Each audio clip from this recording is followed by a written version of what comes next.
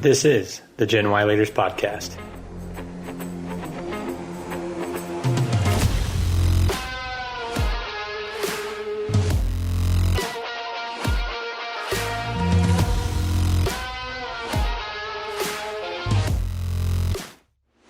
Welcome to the Gen Y Leaders Podcast, where we guide millennials to become the next generation of business leaders and entrepreneurs. I'm your host, Eric Huey, and multiple times a month, we bring you interviews from high-performing millennials who are challenging perceptions and changing expectations of our generation. Our mission is to help you overcome fear, take action, and go confidently in the direction of your dreams. It's time to start preparing now, mainly because 10,000 baby boomers are retiring every day, which will create a vacuum of career opportunities that you've been waiting for. Will you be ready?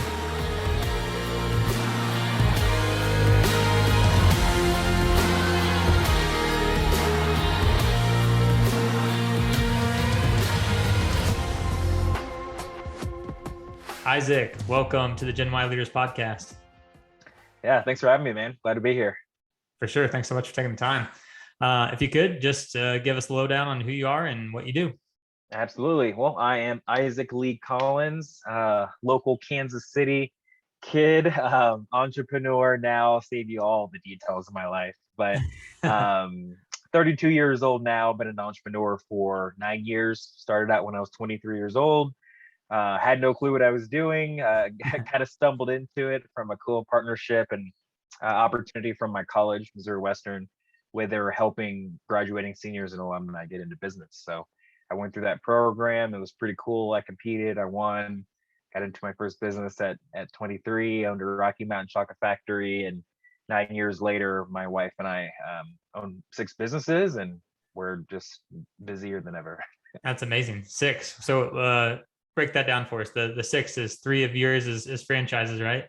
Yes. So 3 Yogurtini self-serve frozen yogurt locations here in the Kansas City metro. Another one is my coaching and speaking business. Since I've, almost a decade of experience at this point, I decided this past year to go into business coaching, just helping entrepreneurs lessen their learning curve and get into business. Very cool. Less headache. And then the 5th one is Superhero Yoga, which is a nonprofit my wife and I started 4 years ago with 2 partners, where we teach trauma sensitive yoga to kids in inner city schools during their school day. That's amazing. Yeah, it's fun. And then the 6th one is my wife's personal training and fitness business. She teaches literally all forms of fitness. It's actually pretty crazy. So I have an in-home trainer. There you go. I was going to get to this point later, but I was going to say, how do you manage to not be 400 pounds? I think owning 3 Yogurtini franchises, I'd eat ice cream all day long. So it helps to have your wife as a trainer, I imagine. So I'm a little different. I think like a lot of people are like, oh, I'd be around it all the time. I think I would get sick of it. I don't get sick of it. I definitely still eat it. Yeah. I have had to make sure that I keep those healthy habits in place, like working out, because you can either stop eating it altogether, or don't change your lifestyle, but make sure you're working out and eating healthy besides that. And I choose the latter. I just don't eat half my froyo. There you go. Balanced everything, right? Heck yeah. Yeah. So tell us a little bit about your why, what drives you as an entrepreneur, and in particular, to be a franchise owner. Sure. Since I have been at it for almost 10 years now, I think over my journey, it has changed a lot from, a kid who just wanted to make some money fresh out of college to a single guy who owned, several locations back in 2015, 16 to, now I'm a married family man. We have a 4-month-old. So I would Congrats. say, thank you so much. Appreciate it. Now it is family and legacy, creating generational wealth so my daughter's stage doesn't have to struggle like my parents and I did when I was growing up. It's also trying to find this very elusive work-life balance that we hear of. That's kind of like a unicorn or Bigfoot. Like, Yeah.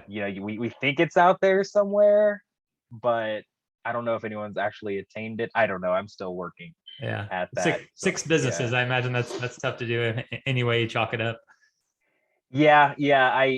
We pride ourselves on having good people in place, so we don't have to be running ourselves into the ground. But Smart. regardless, just a lot of moving parts. So Yeah, yeah. without a doubt. Yeah, it sounds like you have a good balance, and yeah, family sounds like it's at the center now, which is always an awesome driver. Yeah.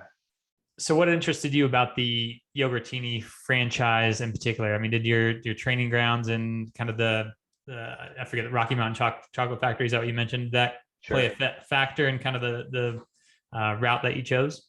Yeah, it did actually. That's kind of where my journey starts. So when I owned the Rocky Mountain Chocolate Factory from 2012 to 2016, Hmm. I was living in Iowa, rural Iowa, which for an urban Kansas City guy who's always been a city boy, Yeah. going to rural Iowa from Kansas City, that's 2.5 million, to Iowa, and I was in a small town that was 75 people, was a Wow. huge culture shock. So for a couple years it worked, but I got to a point where I was like, I gotta go. And Yeah. so, Rocky Mountain as a franchisor, they actually owned several other franchises underneath them. So when I went to corporate and said, hey, I'm looking to get back to Kansas City, is there any opportunities for chocolate back there? They're like, no, we have nothing for chocolate, but we do have this frozen yogurt concept we just purchased. Are you interested? And I was like, anything to get me out of this place. So that's when they pitched me Yogurtini, and I checked it out, and it was similar to what I was doing with Rocky Mountain, which I loved the franchise of Rocky Mountain and running that business. But Yogurtini actually went and played into my strengths more because it is more of a streamlined, automated business. There's less making stuff by hand, and it allowed me to focus more on what I'm good at, which Yeah. is operations, marketing, and sales, and like HR, my people. Gotcha. Yeah, very nice. That makes sense. What would you say are the advantages of owning a franchise, or stepping into the franchise world versus trying to start a business from scratch? Oh man, so many. There's so many. It's vastly different, and I think I underestimated that Yeah. since I've owned to this point 9 businesses, Yeah. and I've gotten into real estate investing, construction. Uh, Probably 4 years ago, with 2 partners, I started a supplement company selling this innovative technology for protein powder and pre-workouts, and I did not know how different it was going to be trying to start something from scratch versus doing a franchise. Yeah. What a franchise gives you is a streamlined roadmap that has been tested and proven that the product or the service works, that systems work. They kind of supply you with a lot of the things that you would otherwise have to figure out, Yeah. like a menu, like certain processes, like supply chain. They help you with your lease and getting that figured out. So it kind of takes the guesswork out of running a business because they don't necessarily teach you a bunch, but they have a lot of stuff already done for you, which is really, really convenient if you aren't a connoisseur of business development. Yeah. Yeah. I love the roadmap analogy. That makes total sense now that you say that. And so when you were doing this and going through the research process, you mentioned kind of the connection from Rocky Mountain to segue into this just because of the corporate umbrella, and then having the connection to Yogurtini. Um, did you look then, or have you ever been interested in non-food franchises? No. No. To Yeah. be honest with you, so before I got into Rocky Mountain, I worked at Olive Garden for 4.5 years. I was a Gotcha. certified trainer, which is like a low level manager, and I just loved it. I Yeah. loved it so much, and I didn't think I was going to, because before that, I said I would never get into food. I worked at Sears and Best Buy. Like Yeah. I dealt with clothes and electronics. Like I'm a big gamer, so I worked in the media department, and I got to sell and talk games and movies and CDs all day, and I Yeah. thought that was it for me. And then I came to Olive Garden, and it paid way better being a server, and I just fell in love with the experience. So I don't think that I can. I think there's something different about kind of breaking bread and having a meal that ushers in a sense of community that I haven't experienced anywhere outside of food. So I Yeah, will always be in some sort of food franchise. that makes sense. Do you feel like there's extra pressure or variables to the food-based franchises just because of, products having a certain amount of shelf life and health standards and health code and all that?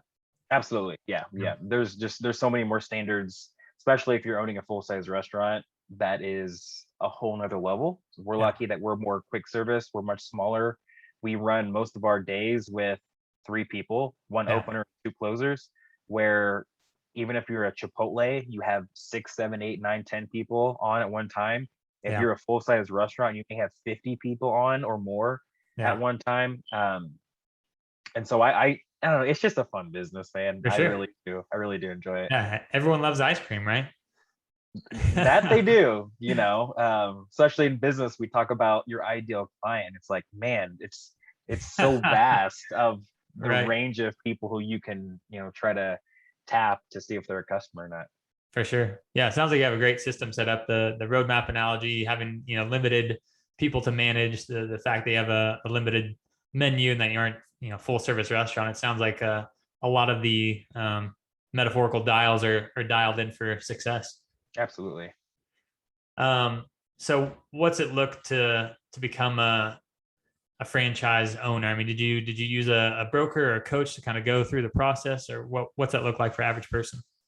So I'll kind of walk you through my journey. I think for your listeners, this would add a lot of value. If Yeah. someone out there is interested in doing a business in general, but specifically in this conversation, a franchise.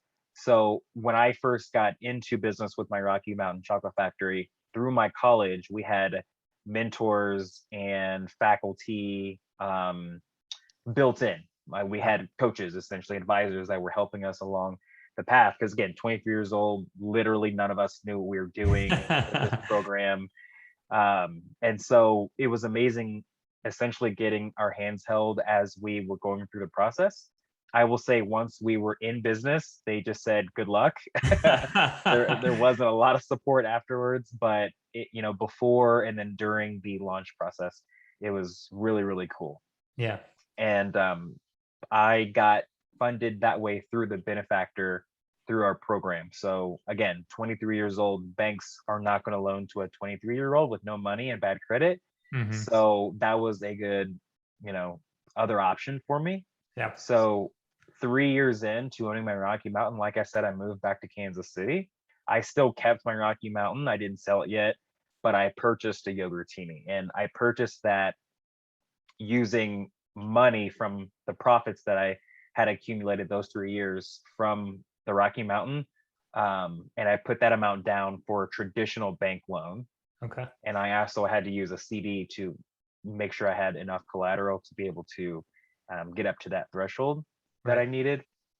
That helps me get into that. And as far as that one go, I didn't use a broker again, Mm-hmm. and I didn't really use a coach, but I did have my benefactor who helped me with the process.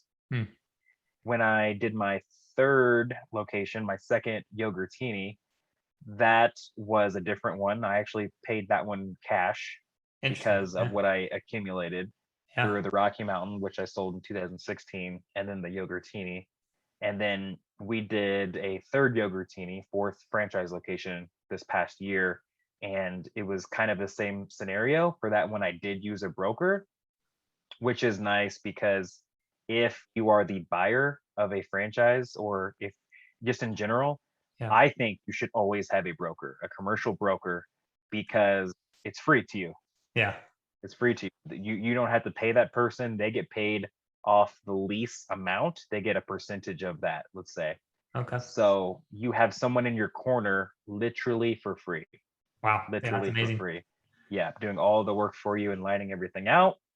And I advise anyone to do that, because if not, you're going to probably have to get a lawyer to help you with a lot of the lease negotiations, but a broker does that for you.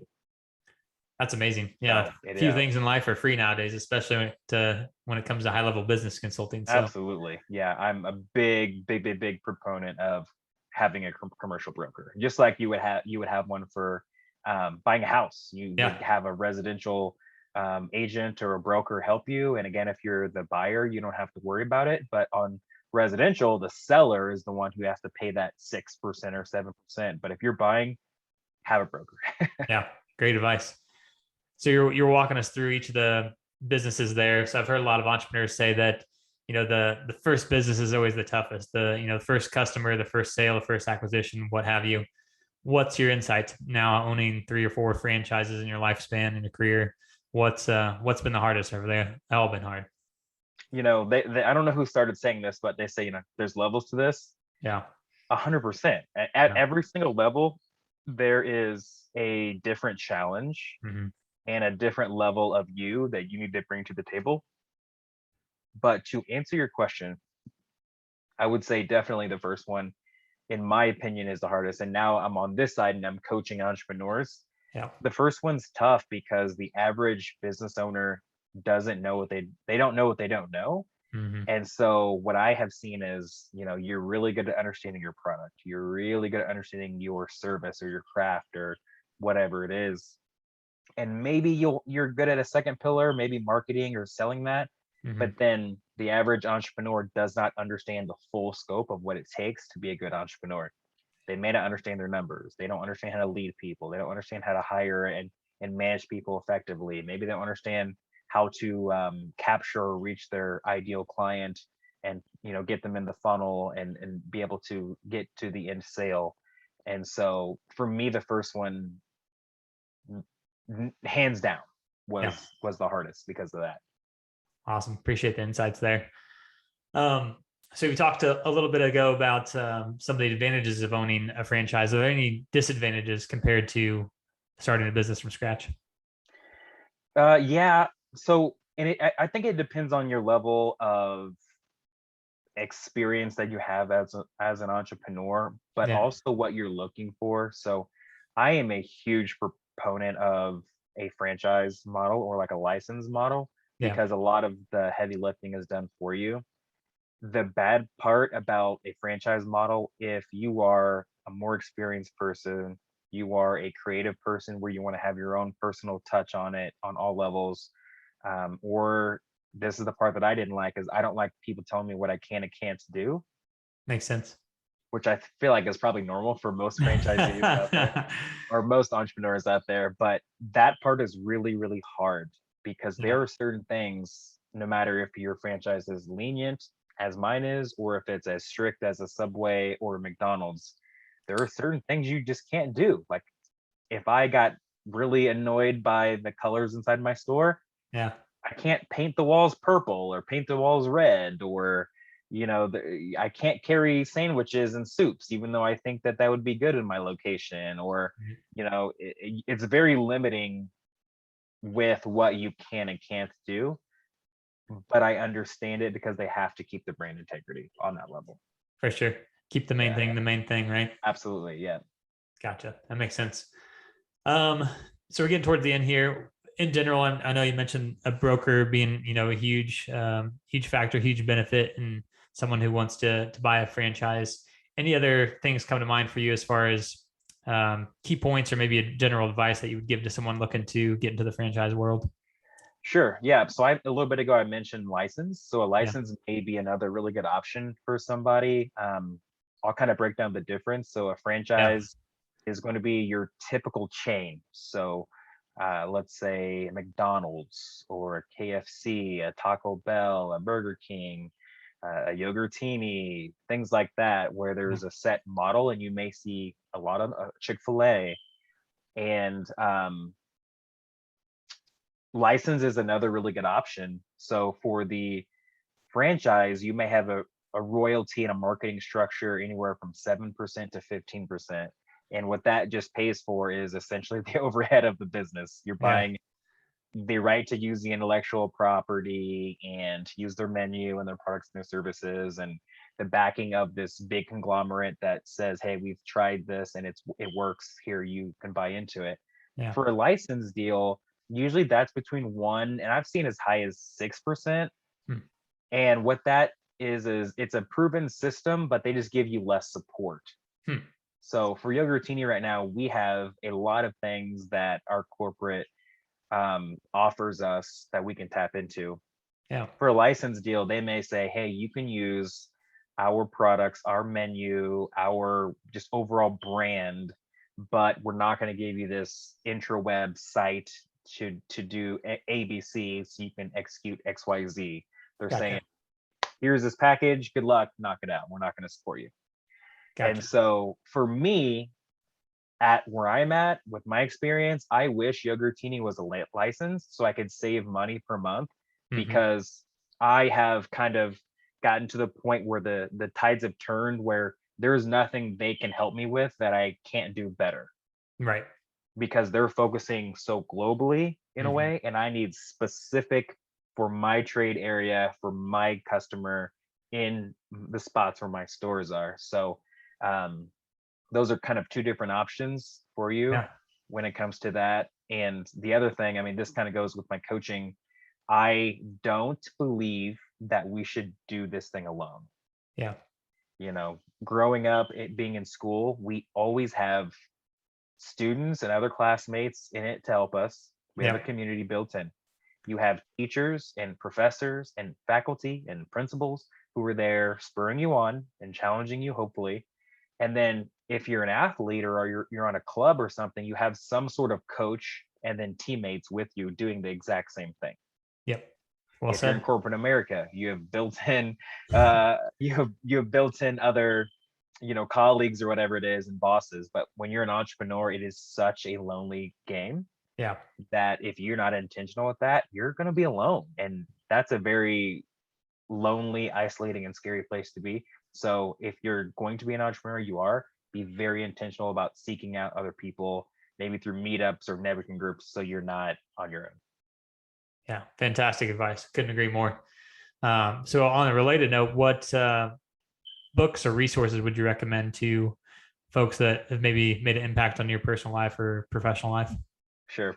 Yeah. I think for me, again, this has changed over the years. So before I would have said, I'm a big book guy. You got to read this book and that book. And, I just think life moves too fast. And I haven't sat down to actually read a book in years. So, I'm more of an Audible guy, a podcast guy, but I spend 90% of my free time watching YouTube videos. Yeah. And I have a slew of coaches and advisors that I get inspiration from. And they're all, these big name people that I will never meet. Yeah. Like big time business strategists. I used to be in love with Tony Robbins. He was my guy. Yeah. I like him less now. And my guy right now is Brennan Burchard. Yeah. Yeah. He's a good one too. Yeah. He's just consistent and he's such a good guy. He's so corny. Yeah. You can feel that he's always being himself and he really is that nice. But his material is so great that I get so much from him every single time. For sure. Do you use his productivity journal by chance? I know he's got something out there. I don't have his journal, but I am a member of his online community called Growth Day. Cool. I actually bought into it and it's an app. So there's a free version of it as well. And it's kind of actually combined his journal where it has different prompts in the morning and at the night, and you can do it on a daily, weekly, and a monthly basis. It's really cool for high performance habits. Nice. Yeah. I'll have to check that out. Yeah. I'll drop that link in the show notes too, for anyone listening or watching wants to check that out. Isaac, last question. Where can people get a hold of you if they want coaching or just, personal business advice? Absolutely. So my website, www.isaacleecollins.com. And on all social media platforms. I just got on TikTok, which that's been different. All right. You can find me at Isaac Lee Collins on literally everything. Very cool. Awesome. We'll put that in the show notes as well. Isaac, thanks so much. And congrats on 3 locations. Hopefully a 4th in your future, right? Heck yeah. I'm excited for it. There we go. Thanks so much, Isaac. Thanks for having me. That wraps up today's episode. We hope to have brought you some valuable key takeaways. Most importantly, whatever you learned, take action on it. Apply it to your life. Apply it to your career. Motivation and inspiration only come as a result of taking that first step. So if you're enjoying the podcast, don't forget to like and subscribe on whichever platform you found the show. You can also follow us on all the major social media platforms or contact us directly at genwhyleaders@gmail.com. That's GENWHY leaders@gmail.com. Until next time, I'm Eric Huey, and thanks for listening to the Gen Y Leaders Podcast.